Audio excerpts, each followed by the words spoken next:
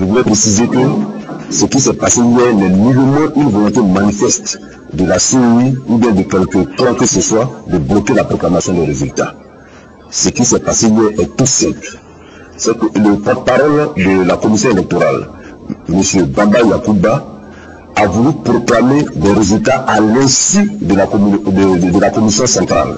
Ce qui est tout à fait illégal, puisque le mode opératoire que nous avons adopté de façon consensuelle est que, avant que les résultats ne soient proclamés, ne soient rendus publics, ils ont besoin d'être consolidés en commission centrale. Ce dont il s'agit ici, c'est que M. Bamba Yakuba a agi en violation flagrante du mode opératoire unanimement admis par la CEI.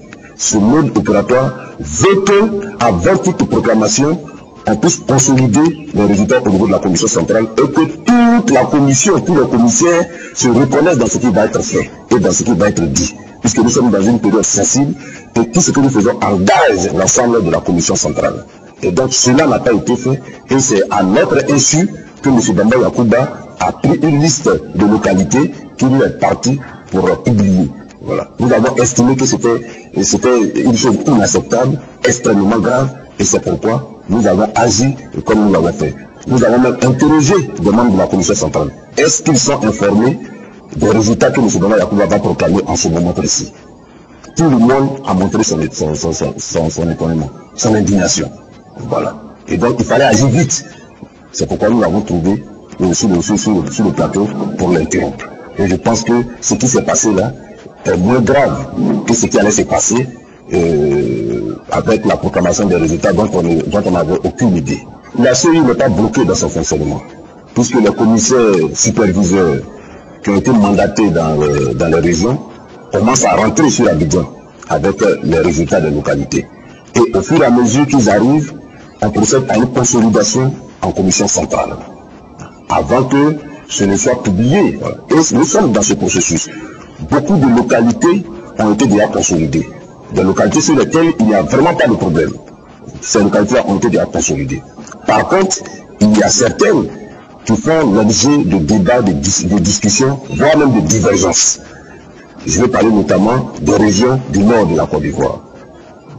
Avec ce qui s'est passé, nous avons quand même des inquiétudes et nous voulons en savoir davantage.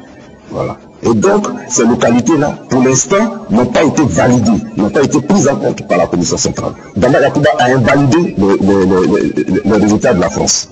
Parce qu'il a eu simplement la violence à Paris, on a invalidé tous les scrutins en France. Cela au mépris des règles de la CEI. Au mépris des règles de fonctionnement de la CEI. Sans même que la commission centrale n'ait été informée.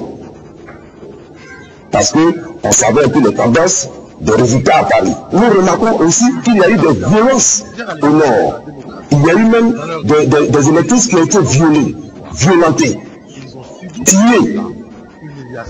Voilà, tuées.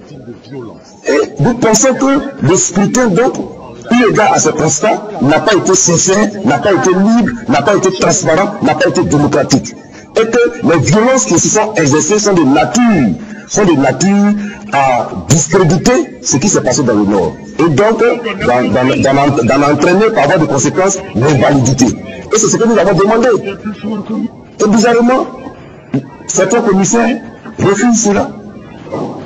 Alors que la veille, ils ont appliqué une jurisprudence, le lendemain, ils la refusent.